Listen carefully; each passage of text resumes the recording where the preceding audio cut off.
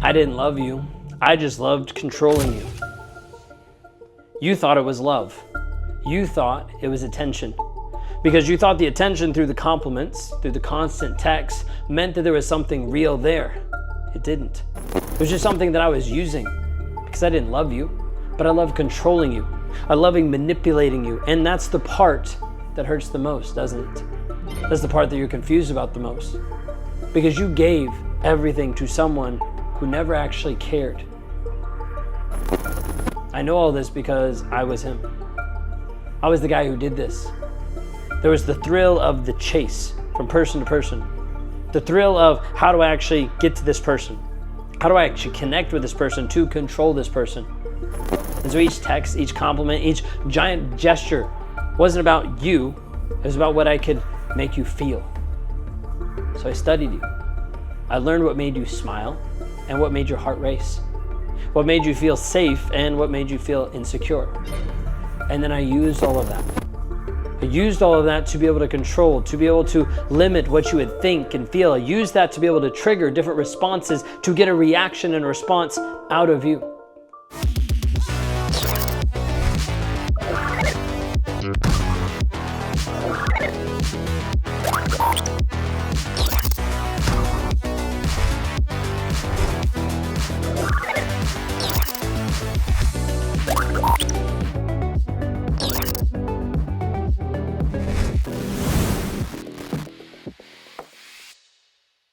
I want you to consider inside of this that it's easy to be able to control someone who's not just vulnerable, but is unwilling to see their own worth.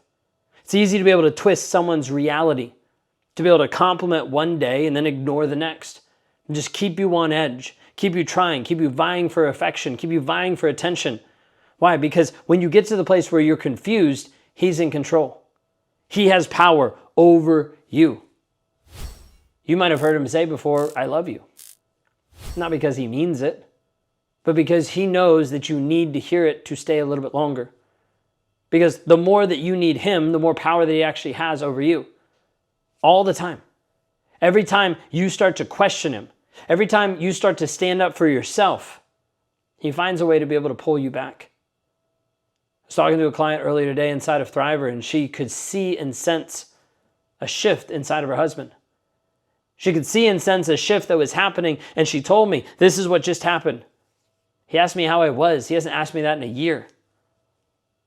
And when talking about it, we started to get into more of the details and the facts and realized it wasn't because he actually cared. It was because the day before, she told him that she was going to get help, that she was going to start working on herself. So then manipulation tactics had to change. Because the whole aspect of him loving her, whole aspect of this guy in your life loving you, it wasn't love to start off with. It was a game. A game where he sets the rules and then changes them whenever it suits him. Changes the rules to make sure that he wins no matter what. Making sure that he lords it over you. Maybe you confronted him one time about a lie that he told. He might have looked back at you, dead in the eyes, and said, you're imagining things. And in that moment, there was a brief second that doubt just ran across your face. And in just a second, he knew that he was winning again. He's not afraid of losing you. He was afraid of losing control over you. It's not because he loves you. He loves the power that he feels when you believe him over your own reality. This is why a narcissist will gaslight you over and over. Hide the truth from you in order to make sure that you only believe him, that you only believe his reality. Because if you get to the place you start to trust yourself, he loses. If you get to the place you start to see clearly, he loses. So he makes sure that you never do, that you never see reality. That was the plan from day one. Keep you confused. A confused person doesn't move. A confused person doesn't leave. A confused person doesn't file for divorce. A confused person doesn't set boundaries. It wasn't love. It was about making you doubt yourself, making you get to the place that you relied on him for everything in your life. This is why he picks fights over the smallest, tiniest little things. Oh, you came at me. You had this tone. You had these words. I can't believe you used that choice of words. You forgot to text me back quickly enough. Like, what's going on? And after every argument, he starts to flip it back onto you. You're too sensitive. You're overreacting. Why do you always have to start drama? Did you hear any of those? He wants you to feel bad. And he wants you to question your own feelings. Question if they're even valid. Question if you should even be allowed to have those feelings. Question your reality about that. And when you do question that, he knows that he has you. He knows that you are his. Like, she is mine. I've got her. That thing. Because he never loved you. The love that a narcissist has shouldn't be about power, but that's what it is. It's about him having power and control over you, power and control over the narrative, about what's actually happening. Love isn't about breaking someone down and disintegrating them until they don't even recognize themselves. But that's what he's done to you. He's sit and he's watched you cry, feeling nothing but satisfaction. But he hasn't felt guilt. He hasn't felt remorse. Just relief that he's in control and he's not the one hurting. At least it's you. At least it's not him. You might have begged him to be able to tell you the truth about something. Begged him to actually be honest, like actually come clean. What did he say? You're just being paranoid. And so you get to the place that you question yourself and you start to apologize. You apologize for the lie that he's been telling you. And that's when he knows he doesn't need to even love you. He just needs you to believe that you can't live without him. That's it.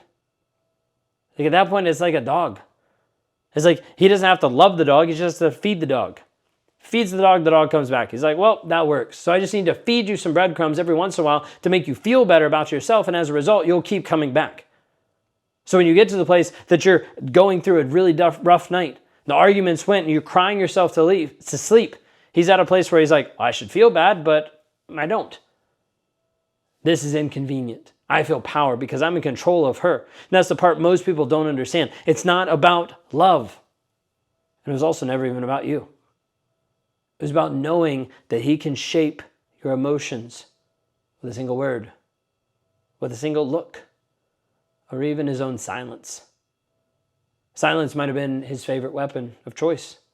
When you did something that he didn't like, maybe he wouldn't yell. Maybe he wouldn't argue. He would just withdraw. He would just disappear, sometimes for hours, sometimes for days. No texts, no calls, just silence.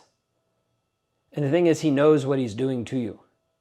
He knows that it caused this panic, caused this anxiety, this endless loop of, what did I do wrong? What was happening? Why is he doing this? It all runs through your head and confuses you and leaves you stuck.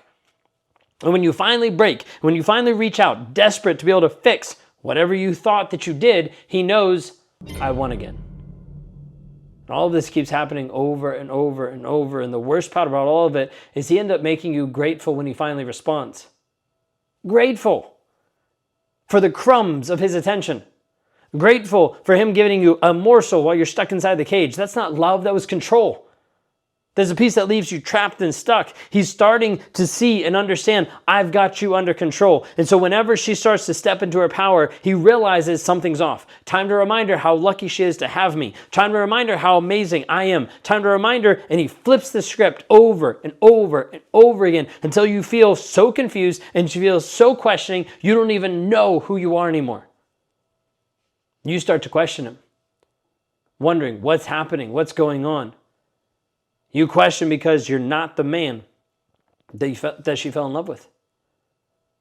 You get to the place where you're thinking, he's not the guy that I fell in love with. What happened? And then he starts back the cycle all over again. He starts showing up just for a brief second, sends you a good morning text, gives you some compliments, explains it away, like I've just been stressed. The problem is over a period of time you believed it. Not because it was true, but simply because you wanted to. Like you wanted to believe it. You wanted to believe that he wasn't this cruel person. You wanted to believe that he wasn't an asshole. You wanted to believe that he wasn't a cheater. You kept telling yourself all the things to believe that. And the thing is, he knows this. He knows that you wanted to believe that he was a good guy. So he used that hope against you, manipulating you over and over and over, keeping the tension, keeping the frustration. And he tells you, I've just been overwhelmed. I don't deserve you. And he plays the victim so that you actually come back to him. So you cry, so you hug. And as a result, you say, I'm not going anywhere. He doesn't feel any relief over that. He just feels victory because every time he pushes you away, every time he pushes against you and then pulls you back, you hold on tighter. because you're nervous. There's a piece of you that's scared. What happens if he leaves? What happens if he finally goes no contact and leaves me? And then what do I do? You've got to the place that you felt like you were losing yourself. He's like, good. That means I've still got her. She's still mine. Like, it wasn't enough just to have her attention. He wants you to feel lost without him. He wants you to feel addicted without him. Every time you try to pull away, he reminds you of the good times, the good memories, the good moments. Whether it's pictures or through text, I miss us. I don't know what I'd do without you. You're literally the best thing that's ever happened to me. All of these things unprovoked, but a piece where he can see and sense that you're pulling away.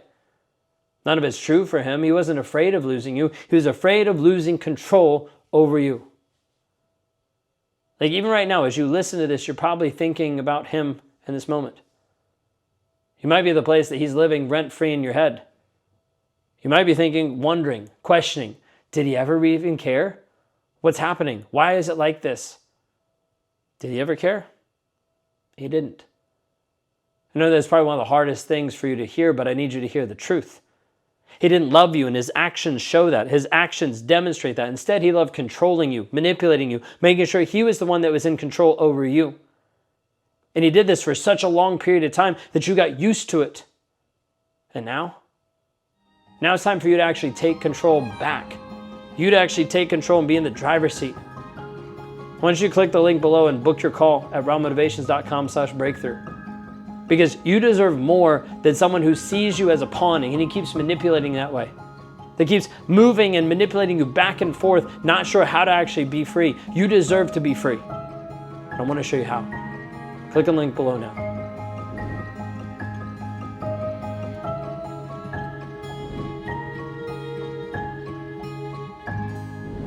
Hey, just want to jump in here really quick and say you might have been watching my content for a period of time, but you haven't taken the next step. You haven't taken the next moment, the next idea, the next thought to actually change your life. And I want to provide you with a couple different options.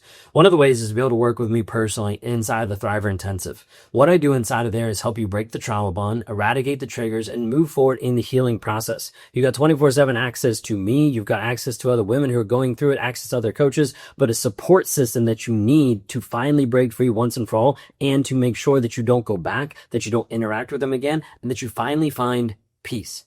If you're interested in knowing a little bit more about this, then click on the link down below, but it'll be rawmotivations.com/breakthrough. You'll be able to hear a little bit from me, you'll be able to hear a little bit from my wife, and be able to hear a little bit more about what I do to help you move forward. If that resonates with you, click on the link below, rawmotivations.com/breakthrough.